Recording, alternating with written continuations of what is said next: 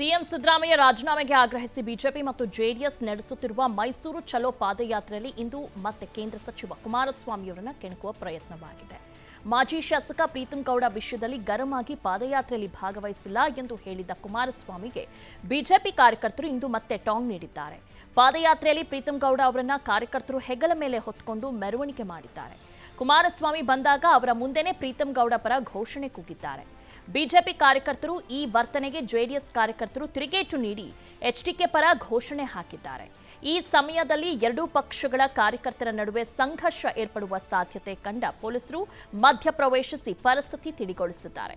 ಈ ಸಂದರ್ಭದಲ್ಲಿ ಗರಂ ಆದ ಕುಮಾರಸ್ವಾಮಿ, ಯಾರೋ ಇದನ್ನ ಕಿಡಿಗೇಡಿಗಳು ಮಾಡ್ತಿದ್ದಾರೆ, ನಮ್ಮ ನಡುವೆ ಘರ್ಷಣೆ ಬೇಡ, ನಾವು ಒಂದಾಗಿ ಸರ್ಕಾರದ ವಿರುದ್ಧ ಹೋರಾಟ ಮಾಡಬೇಕು ಎಂದು ಸಲಹೆ ನೀಡಿದರು. ಆನಂತರ ಪಾದಯಾತ್ರೆಯಲ್ಲಿ ಭಾಗವಹಿಸಿದ ಜನರನ್ನ ಉದ್ದೇಶಿಸಿ ಮಾತನಾಡಿದ ಎಚ್ಡಿಕೆ, ಕಾಂಗ್ರೆಸ್ ಪಕ್ಷದ ನಾಯಕರಿಗೆ ನನ್ನನ್ನು ಕಂಡ್ರೆ ಭಯ, ಅದಕ್ಕಾಗಿ ನನ್ನನ್ನೇ ಟಾರ್ಗೆಟ್ ಮಾಡಿ ಮಾತನಾಡ್ತಿದ್ದಾರೆ. ನಾನು ಯಾಕೆ ನಿಮ್ಮ ಕಾಂಗ್ರೆಸ್ ಸರ್ಕಾರ ಉಳಿಸೋಕೆ ಬರಲಿ? ನಾನು ಸರ್ಕಾರ ಕೆಡವಲ್ಲ, ಅವರ ಪಕ್ಷದವರೇ ಕೆಡುತ್ತಾರೆ ಎಂದು ಟಾಂಗ್ ನೀಡಿದ್ದಾರೆ.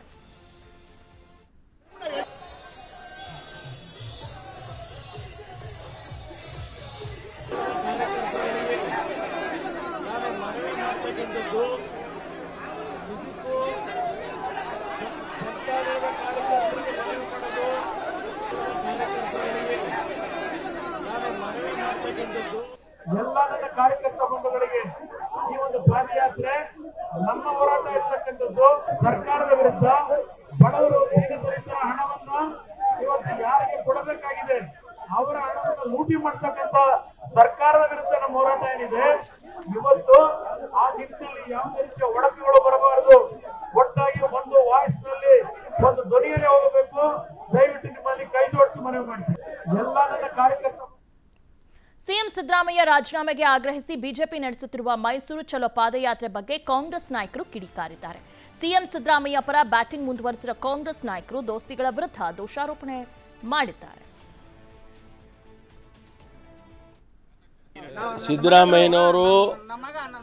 ಸಿದ್ದರಾಮಯ್ಯನವರು ಯಾವುದೇ ರಾಜೀನಾಮೆ ಕೊಡುವಂಥ ಯಾವುದೇ ಕೆಲಸಗಳನ್ನು ಮಾಡಿಲ್ಲ.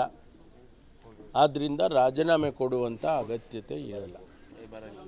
ಒಂದು ವೇಳೆ ಪ್ರಾಸಿಕ್ಯೂಷನ್ ಪರ್ಮಿಷನ್ ಕೊಟ್ಟರೆ ಅದನ್ನು ಕಾನೂನು ಪ್ರಕಾರ ನಾವು ಹೋರಾಟ ಮಾಡ್ತೀವಿ. ನಾನು ಮಾಡಿದ್ದು ಎಲ್ಲ ಕಾನೂನು ಪ್ರಕಾರವಾಗಿ ಮಾಡಿದ್ವಿ. ಕಾನೂನು ವಿರುದ್ಧವಾಗಿ ಮಾಡಿದರೆ ಅವರು ಅದಕ್ಕೆ ದಾಖಲೆ ಕೊಡಿ ಅಂತ ಹೇಳಿದ್ದಾರೆ. ಈಗ ಮೂಢ ವಿಚಾರದಲ್ಲಿ ಒಬ್ಬರು ಕಮಿಷನರ್ ನೇಮಕ ಮಾಡಿದ್ದಾರೆ, ದೇಸಾಯಿ ಅವರು ಜಸ್ಟಿಸ್ ಆಗಿದ್ದವರು ಮಾಡಿದ್ದಾರೆ. ಯಾರೇ ಏನಾದರೂ ಅವರಿಗಿದ್ದರೂ ಸಮೇತ ಅಲ್ಲಿ ತಗೊಂಡು ಕೊಟ್ಟರೆ ಆ ಕಮಿಷನು ಇನ್ವೆಸ್ಟಿಗೇಷನ್ ಮಾಡಿಬಿಟ್ಟು ಕಮಿಷನ್ ರಿಪೋರ್ಟ್ ಮಾಡುವಾಗ ಅದರಿಂದ ಮುಖ್ಯಮಂತ್ರಿ ತಪ್ಪು ಮಾಡಿದ್ರೆ. ಸಿಎಂ ಸಿದ್ದರಾಮಯ್ಯ ರಾಜೀನಾಮೆಗೆ ಆಗ್ರಹಿಸಿ ಬಿಜೆಪಿ ಮತ್ತು ಜೆಡಿಎಸ್ ನಡೆಸುತ್ತಿರುವ ಮೈಸೂರು ಚಲೋ ಪಾದಯಾತ್ರೆಯಲ್ಲಿ ಇಂದು ಮತ್ತೆ ಕೇಂದ್ರ ಸಚಿವ ಕುಮಾರಸ್ವಾಮಿಯವರನ್ನ ಕೆಣಕುವ ಪ್ರಯತ್ನವಾಗಿದೆ. ಮಾಜಿ ಶಾಸಕ ಪ್ರೀತಂ ಗೌಡ ವಿಷಯದಲ್ಲಿ ಗರಂ ಆಗಿ ಪಾದಯಾತ್ರೆಯಲ್ಲಿ ಭಾಗವಹಿಸಿಲ್ಲ ಎಂದು ಹೇಳಿದ್ದ ಕುಮಾರಸ್ವಾಮಿಗೆ ಬಿಜೆಪಿ ಕಾರ್ಯಕರ್ತರು ಇಂದು ಮತ್ತೆ ಟಾಂಗ್ ನೀಡಿದ್ದಾರೆ. ಪಾದಯಾತ್ರೆಯಲ್ಲಿ ಪ್ರೀತಂ ಗೌಡ ಅವರನ್ನ ಕಾರ್ಯಕರ್ತರು ಹೆಗಲ ಮೇಲೆ ಹೊತ್ತುಕೊಂಡು ಮೆರವಣಿಗೆ ಮಾಡಿದ್ದಾರೆ. ಕುಮಾರಸ್ವಾಮಿ ಬಂದಾಗ ಅವರ ಮುಂದೆನೇ ಪ್ರೀತಂ ಗೌಡ ಪರ ಘೋಷಣೆ ಕೂಗಿದ್ದಾರೆ. ಬಿಜೆಪಿ ಕಾರ್ಯಕರ್ತರು ಈ ವರ್ತನೆಗೆ ಜೆಡಿಎಸ್ ಕಾರ್ಯಕರ್ತರು ತಿರುಗೇಟು ನೀಡಿ ಎಚ್ಡಿಕೆ ಪರ ಘೋಷಣೆ ಹಾಕಿದ್ದಾರೆ. ಈ ಸಮಯದಲ್ಲಿ ಎರಡೂ ಪಕ್ಷಗಳ ಕಾರ್ಯಕರ್ತರ ನಡುವೆ ಸಂಘರ್ಷ ಏರ್ಪಡುವ ಸಾಧ್ಯತೆ ಕಂಡ ಪೊಲೀಸರು ಮಧ್ಯಪ್ರವೇಶಿಸಿ ಪರಿಸ್ಥಿತಿ ತಿಳಿಗೊಳಿಸಿದ್ದಾರೆ. ಈ ಸಂದರ್ಭದಲ್ಲಿ ಗರಂ ಆದ ಕುಮಾರಸ್ವಾಮಿ, ಯಾರೋ ಇದನ್ನ ಕಿಡಿಗೇಡಿಗಳು ಮಾಡ್ತಿದ್ದಾರೆ, ನಮ್ಮ ನಡುವೆ ಘರ್ಷಣೆ ಬೇಡ, ನಾವು ಒಂದಾಗಿ ಸರ್ಕಾರದ ವಿರುದ್ಧ ಹೋರಾಟ ಮಾಡಬೇಕು ಎಂದು ಸಲಹೆ ನೀಡಿದರು. ಆನಂತರ ಪಾದಯಾತ್ರೆಯಲ್ಲಿ ಭಾಗವಹಿಸಿದ ಜನರನ್ನ ಉದ್ದೇಶಿಸಿ ಮಾತನಾಡಿದ ಎಚ್ಡಿಕೆ, ಕಾಂಗ್ರೆಸ್ ಪಕ್ಷದ ನಾಯಕರಿಗೆ ನನ್ನನ್ನು ಕಂಡ್ರೆ ಭಯ, ಅದಕ್ಕಾಗಿ ನನ್ನನ್ನೇ ಟಾರ್ಗೆಟ್ ಮಾಡಿ ಮಾತನಾಡ್ತಿದ್ದಾರೆ. ನಾನು ಯಾಕೆ ನಿಮ್ಮ ಕಾಂಗ್ರೆಸ್ ಸರ್ಕಾರ ಉಳಿಸೋಕೆ ಬರಲಿ? ನಾನು ಸರ್ಕಾರ ಕೆಡವಲ್ಲ, ಅವರ ಪಕ್ಷದವರೇ ಕೆಡುತ್ತಾರೆ ಎಂದು ಟಾಂಗ್ ನೀಡಿದ್ದಾರೆ.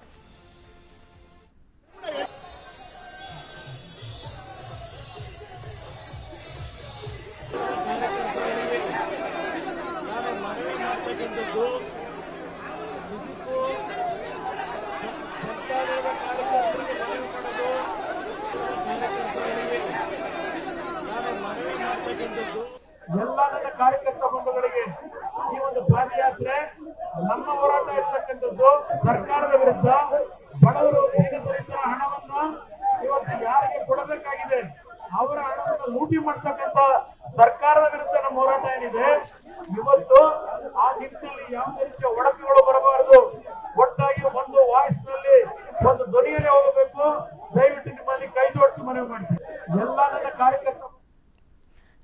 ಸಿದ್ದರಾಮಯ್ಯ ರಾಜೀನಾಮೆಗೆ ಆಗ್ರಹಿಸಿ ಬಿಜೆಪಿ ನಡೆಸುತ್ತಿರುವ ಮೈಸೂರು ಚಲೋ ಪಾದಯಾತ್ರೆ ಬಗ್ಗೆ ಕಾಂಗ್ರೆಸ್ ನಾಯಕರು ಕಿಡಿಕಾರಿದ್ದಾರೆ. ಸಿಎಂ ಸಿದ್ದರಾಮಯ್ಯ ಪರ ಬ್ಯಾಟಿಂಗ್ ಮುಂದುವರೆಸಿದ ಕಾಂಗ್ರೆಸ್ ನಾಯಕರು ದೋಸ್ತಿಗಳ ವಿರುದ್ಧ ದೋಷಾರೋಪಣೆ ಮಾಡಿದ್ದಾರೆ.